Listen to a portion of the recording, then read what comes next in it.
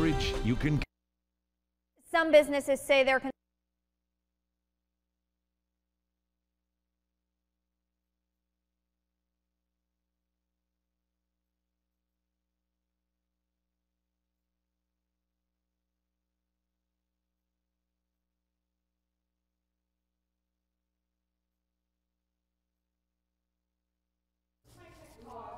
Yes, this is the weather microphone. I'm still here.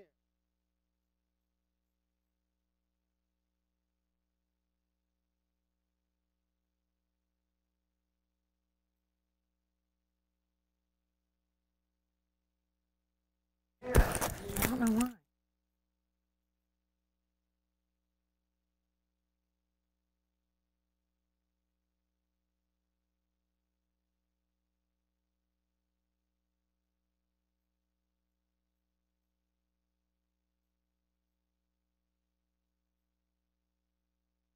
Was supposed to be.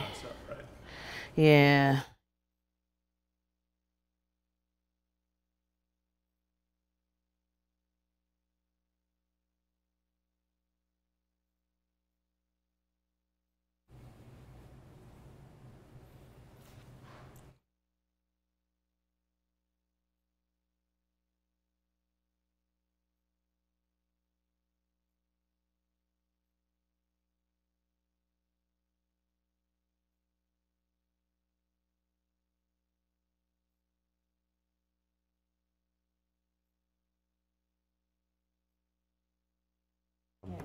Especially since take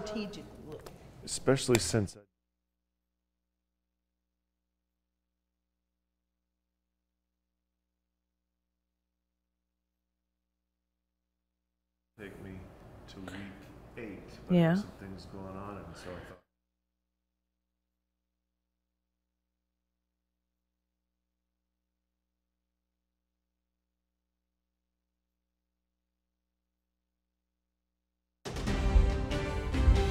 Coverage you can count on. Channel 3 Eyewitness News at 11. Good evening. Thank you for joining us. I'm Greg Glover. And I'm Cindy Saxton. Breaking news tonight. A reported shooting near a Murphy, North Carolina high school ended tonight's football game early. Officials say the game between the Murphy Bulldogs and North Georgia Falcons was halted before the second half because of reported shooting off campus. The football stadium was evacuated. No one at the game was injured.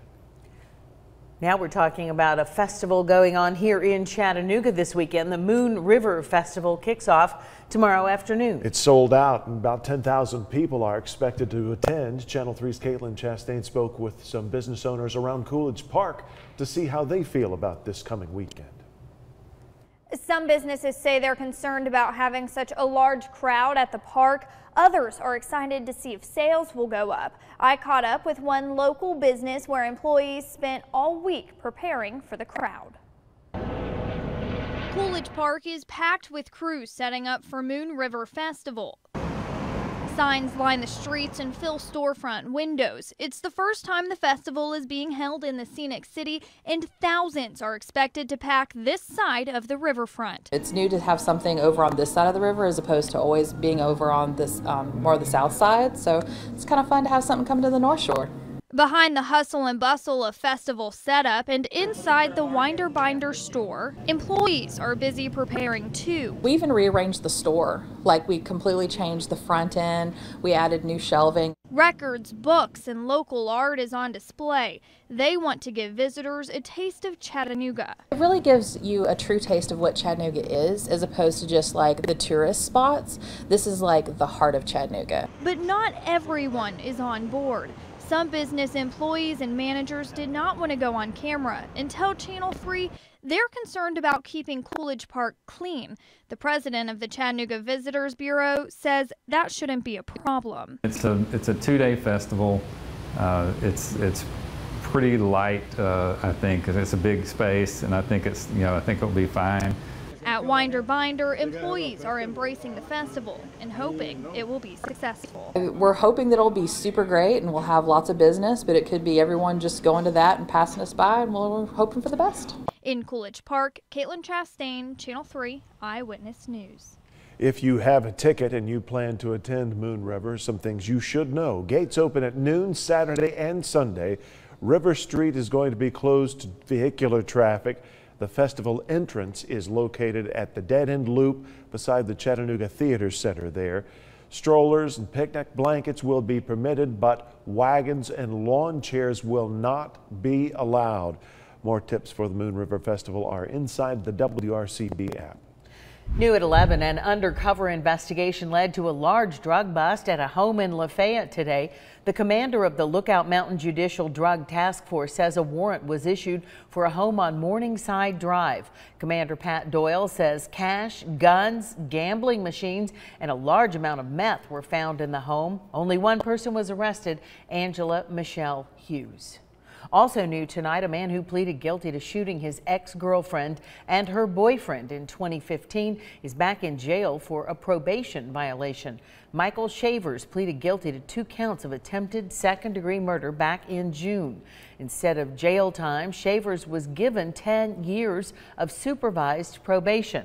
Records show Shavers failed 2 drug screenings, and that resulted in his probation being revoked. We now have a look at the man who was shot yesterday by a Georgia State trooper. This is a booking photo of Brandon Vidier. It was taken after a prior arrest. We learned today he has a lengthy criminal history in Hendersonville. That's in Sumner County. Tonight he is still in a hospital after that police chase in Dade County. The GBI says Trooper Joe Gaddy rammed Brandon Vidier's car when he refused to pull over for speeding. That's when Vidier pointed a replica gun out the window. An eyewitness says the trooper fired at least 5 times. A consumer alert for you. Nearly 4,000 Volkswagen SUVs made in Chattanooga are being recalled. An air conditioning drain tube may have become twisted during assembly. The recall affects the 7-seat 2018 model year Volkswagen Atlas SUVs. Water could back up into the airbag control module, which could cause it to deploy.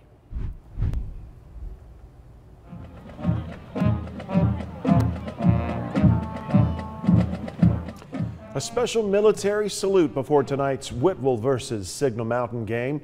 The Signal Corps Marching Band recognized its alumni, those who are serving or have served in the U.S. military. The band performed a song for each military branch, a festive night on Signal Mountain.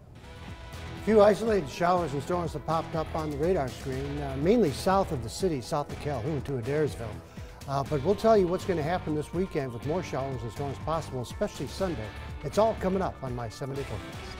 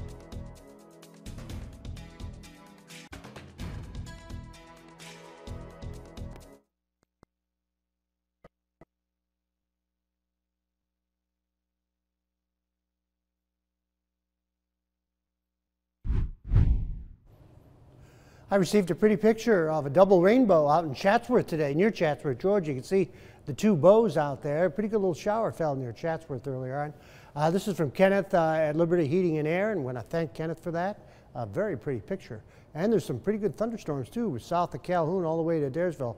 Very small area in Gordon County and Bartow County, but this is all drifting off towards the north and to the west. Now there have been some showers in northeast Alabama, but the bulk of the rain is really north of the Ohio River and on the other side of the Mississippi River. And not severe weather so much, but heavy rain, flash flood watches all the way up through this whole area from Texas up to the Great Lakes. So it's going to be pretty nasty if you're driving off to the north. You're going to run into a lot of rain, and the showers and storms still flaring up north of the Ohio River Valley. Out into the Atlantic right now, we have a tropical storm.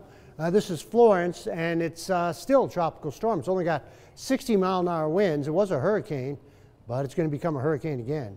It's not going to move that fast over the next couple days, but then it's going to increase speed, and it's going to be heading, unfortunately, it looks like it's going to be heading between Florida and North Carolina, coming up Thursday afternoon or Thursday evening as a Category 4. That's the forecast from the Hurricane Center. It's not for sure, but there's a pretty good chance. 80 right now in the city, 75 Cleveland, 72 in Dalton.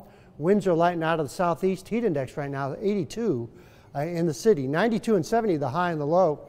Skywatchers told me 90 south of the city, 92 Calhoun, also in Dalton. Then we had about 93 in Cleveland, 83 up on Signal Mountain, and then across the northern region, about a tenth of an inch in Murphy and Turtletown. Otherwise, we had temperatures upper 80s to near 90. Vipercast goes into motion, and again, we see a few showers and possibly a thunderstorm building up for tomorrow, but it's going to be pretty scattered, and a little better chance coming up into Sunday afternoon and evening for showers and storms, and then lingering on into Monday too, and possibly right into Tuesday also.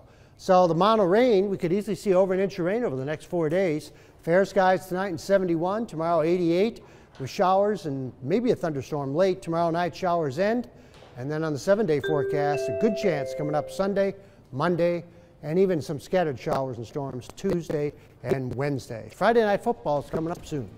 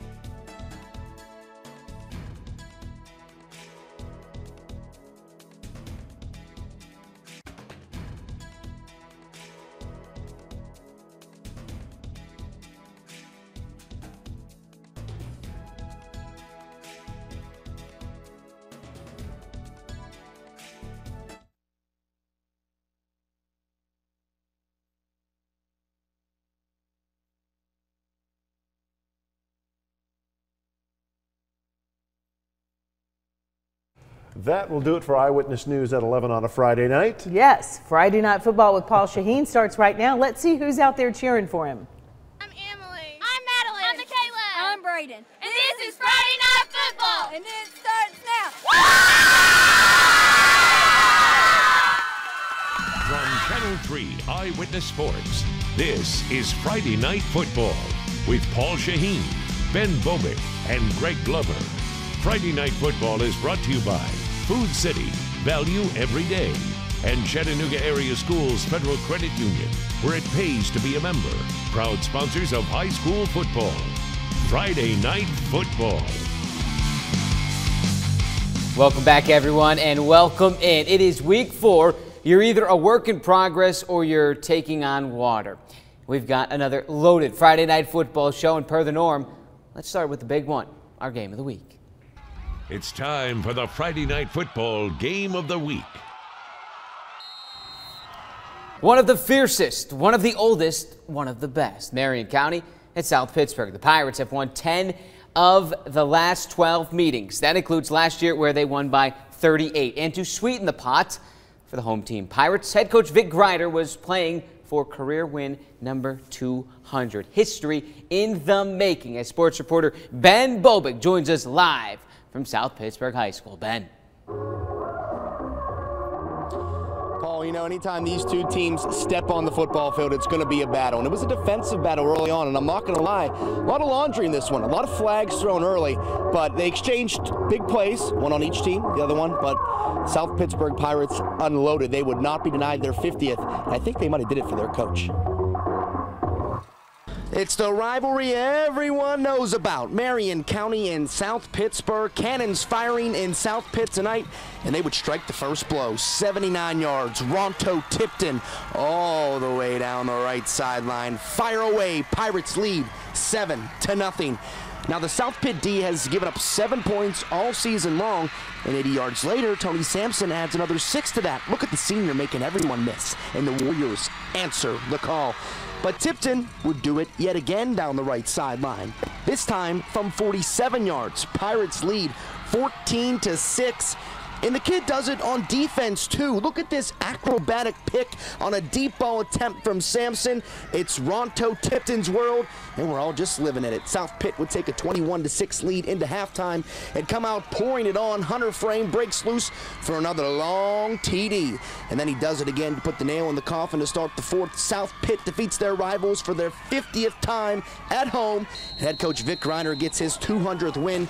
He was emotional after the game, thinking about his late father and Hall of Fame South Pitt coach, Don. Well, it's just weird how things turn out, you know, a certain way for a reason to, you know, to have those guys on the other side of the field when we got this done. And, you know, let's just move on and go to the next one and try to get ourselves better and get to where we want to be at the end. And you heard him. That's the South Pitt motto. One game at a time. Two things that Coach Grider added. He said one thing about this 200th win means I've had some pretty good players over the years. Another one means I'm getting kind of old. It's been 20 years since I've took this job. One of those good players, Ronto Tipton, he had 3 touchdowns tonight. He added an 88-yard touchdown in the fourth quarter to put the mercy rule on. Imagine that. 3 carries, 3 touchdowns, 214 yards. Unbelievable. Like I said, it's Ronto Tipton's world, and we're all just living in it. Final from our game of the week, South Pitt 42, Marion County 6. Paul, back to you. Thanks so much, Ben. Career win number 200 for Vic Grider. Amazing night. Up next, the battle for White Oak. 2 very contrasting offenses between Ooltewah and East Hamilton. Ooltewah moves quick. Air, ground, it doesn't matter. They score in bunches. On the other side, East Hamilton, they won a game last week without throwing the ball once. Not once. No need to throw on the goal line if you're Ooltewah. They've got Sincere Quinn on the ground. It's 7-0 now. Ooltewah adding a field goal late first quarter. Brayton Haynes, 38-yard boot. It's good. 10-0 Owls. Second quarter, the Owls start leaning on that East Ham defense. Kyrell Sanford will do it himself, eluding 1, 2, 3, 4 tackles and the same guy twice. And thank you, he says. 17-0. Ooltewah doesn't flinch on defense. 37-0. Your final, all Owls. Jumping into Georgia. North Murray at Ringgold. Early second half. Still no score. No score no more. North Murray back. Dante Tidwell will find the end zone and not be denied. 11 yards out. The Mountaineers go up 7-0. It gets sloppy after that. Ringgold driving. They fumble it away. North Murray takes over. North Murray driving. And they fumble it away. Ringgold recovers on the goal line, but North Murray made fewer mistakes. 17-7, Ringgold goes down. A good one up Highway 58. Central hosting Notre Dame. The Irish start fast. Jeffrey Watkins on the goal line. Low man wins. He's in 7-0. Issues for Central on offense. The Pounders turn it over, and another Notre Dame running back is off and running. Jordan Ford, let's call this a 25-yard score, 14-0. Central answers, and it was pretty. Jaheim Jones downfield. TJ Jones had a step, and you're not catching him. 67-yard connection. Nearing the half, Cam Wynn up to his old tricks, fooling our camera and the defense alike. Oh, there he is. Hey, Cam. Diving pylon touchdown. Notre Dame, huge, 62-35. Let's go to the scoreboard for the first time tonight. We've got no score out of Grundy or Boyd Buchanan, so we move on to the next one. There's a Grundy County score, losing 17-0 at Bledsoe County. East Ridge loses to Brainerd 21-18. CCS takes down Lookout Valley 49-7. Knox Catholic takes down Cleveland in Knoxville. And Tellico Plains blanks Copper Basin 27-0. McCauley, a nice win over Knoxville Webb. Bounce back win for the Blue Tornado 27-7. McMinn County, hello, takes down Ray County 15-7. Your final score there. Polk County all over McMinn Central 48-20. Stone Memorial handles Walker Valley 34-14. Now it is time to award our Play of the Week. Friday Night Football's Do you want me to move Play it all? of the Week, covered by Warren and Griffin, your local lawyers. You voted it. It's Dalton's Jahmyr Gibbs, and this dude can flat out fly. Off with the mirrors. He'll house this kickoff against Northwest Whitfield. Jahmyr Gibbs, everyone. You voted it. It is your Play of the Week. And that, my friends, was just first down. Know this, we always keep the chains moving. Ahead, can Meggs and Whitwell stay unbeaten? And as always, fans, bands, and cheerleaders when FNF returns.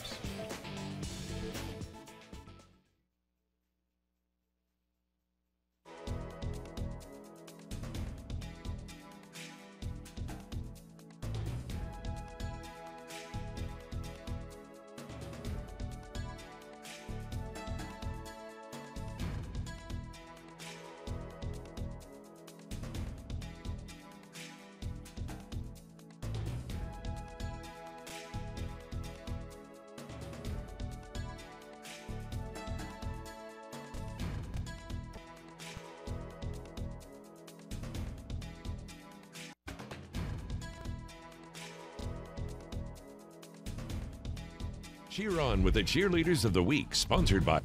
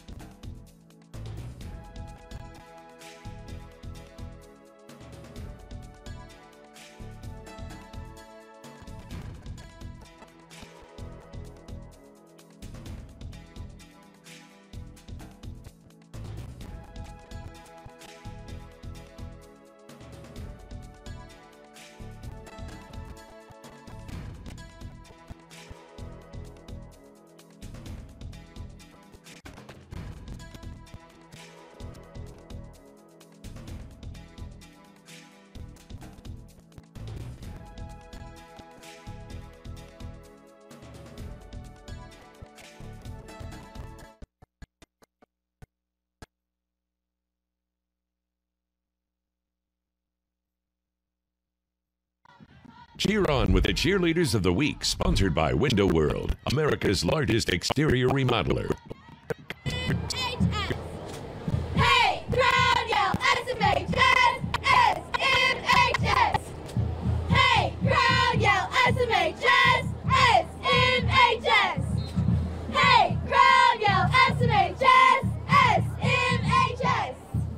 Shout out to the Signal Mountain cheerleaders, our cheerleaders of the week. Welcome back, everyone. Did you know Meigs County hasn't lost a regular season game in more than 2 calendar years? 3-0 this season by a combined 115 points. Simply put, the Meigs County Tigers have been roaring under head coach Jason Fitzgerald. Meigs on the road at Sequatchie County tonight. The man under center doing his thing. Aaron Swafford from 7 yards out. The designed keeper making it look easy. 7-0 Tigers. Cute kid alert. Get your hands out of your mouth. Kidding. Do what you want. More of the same. Look at the blocking for Swafford. Through the middle, untouched, 14-0 at that point. The Indians, though, show signs of life here in the second quarter. Trevor Ritchie jumps the route, intercepted. Ritchie, though, brought down just across midfield. It would lead to 0 points. Meigs gets the ball back, and guess what happened? Another Swafford touchdown. All Tigers tonight, 35-0. Your final score, still unbeaten. Howard at Tyner, the Rams were running hard out of the gates. You just can't arm tackle Kendon Edwards. That's why. 20-yard score, Tyner up 19-8. More from the third quarter, and more from that Tyner rushing attack. This time it's Tyon Young on the goal line. Move the pile, big boy. Pile move. Tyner on top in this one, 38-8, your final score. Hickson at Soddy Daisy now. The Wildcats still searching for win number 1. This helps. Bull rushing across the goal line. Landon Wallace, 7-0. The Trojans answer with a little smash mouth of their own. It was Hayden Maynor not backing down to tie it at 7. Then Hayden Maynor again, bouncing outside and again running through players like a plow. Give him 6. Soddy Daisy rolls 42-7. Your final. Baylor looking for a bounce-back win, playing host to the Tigers of Ensworth early on. Ensworth goes to work on defense. Taleo Malone skipped lunch today so he could eat up running backs in the backfield. Now on offense, Malone not so lucky here. He would cough it up, so Baylor recovers with excellent field position. 2 plays later, Noah Martin from the 5. Now in the end zone, Martin scores, tied at 7. Actually take a 7-0 lead. Next, Baylor drive. The Tigers D goes to work. Baylor pinned down. Lorenzo White unbuttoned. The ball comes loose. David Reynolds scoop it up, score it up. Ensworth comes back late to win this one, 24-21. Back to the scoreboard we go for the second time tonight. Calhoun takes care of Sonoraville, 38-0. Christian Heritage, 35-26 on the road at Lafayette. Cahola Creek downed by Adairsville, 41-10. Dalton Falls, actually they did not lose yet. Fourth quarter action at Sequoia. They're losing 42-14. LFO takes care of Murray County, 42-15. Stone Mountain loses on the road to the Bruins of Northwest Whitfield, 46-14. Ridgeland a nice win at Sandy Creek, 23-21. Tryon takes care of Armucci, 48-13. Now in Alabama we are. Fort Payne over Albertville, 42-21. And Eider takes care of Sandrock, Alabama, 12-6. Your final score. It's about that time. What time, you ask? Time to jump into the stands and mix it up with our good friends. FanCam returns with a swashbuckling theme. It's FanCam at the Pirate Ship in South Pittsburgh. See who's on the FanCam tonight. Sponsored by the original Chef Lynn Buffet in Eastridge. Well, tonight we're out here to support our Warrior football team. I have my band of rowdies right here, everywhere. We're here to cheer on and just be loud and crazy.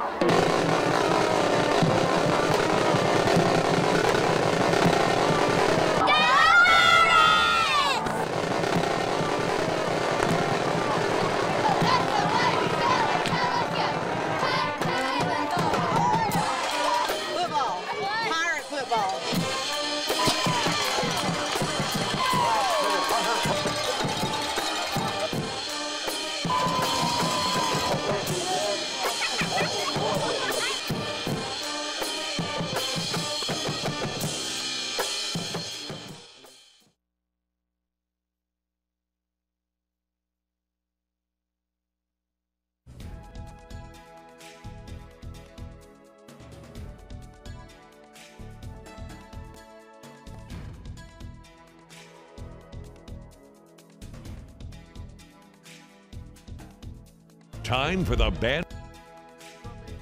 Golden sax player too. What's your name? Kadisha Tinker. Kadisha. Here with the drum major of the band.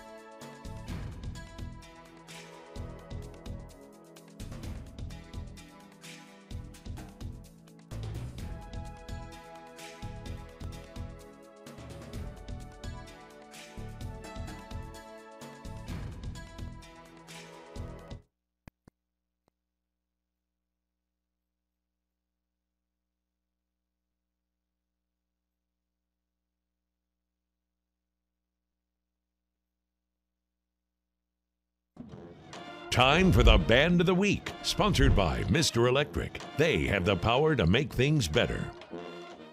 Here with the drum major of the Band of Gold, a sax player too. What's your name? Kadisha Tinker. Kadisha, I ran into your dad in the parking lot. He said to get you some quality camera time, so that's what we're doing right here. What are we going to hear at a halftime show for Lookout Valley? Our show is called Spotlight. We're playing All My Life by the Foo Fighters, Viva La Vida by Coldplay, and Uprising by Muse. But they have a little tune you might recognize from ESPN First. It's Band of Gold from Lookout Valley, your Band of the Week.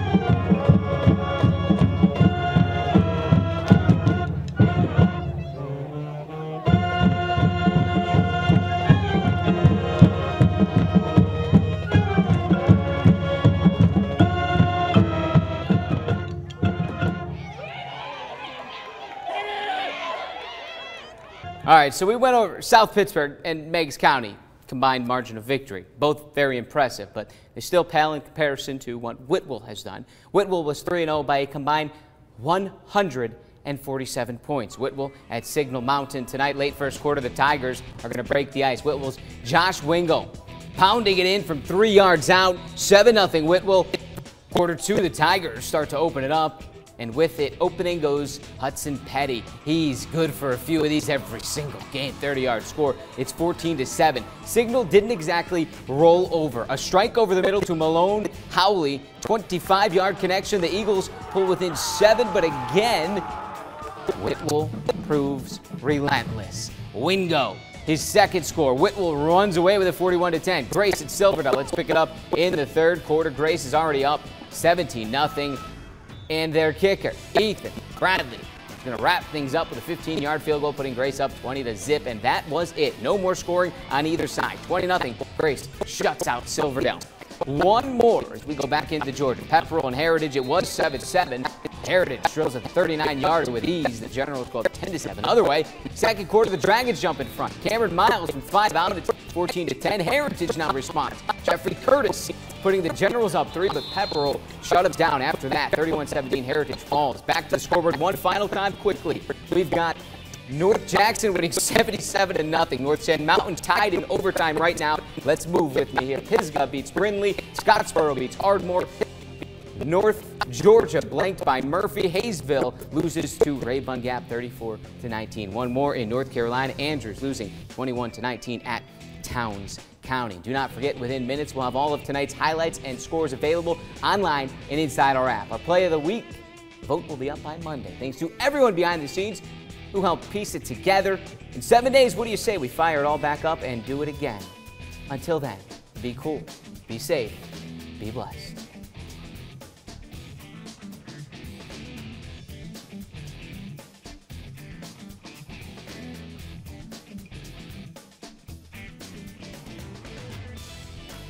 Friday Night Football is brought to you by Food City and Chattanooga Area Schools Federal Credit Union. We thank the Chattanooga area Chick-fil-A's for feeding our Friday Night Football team. Call them to order party platters for your next tailgate.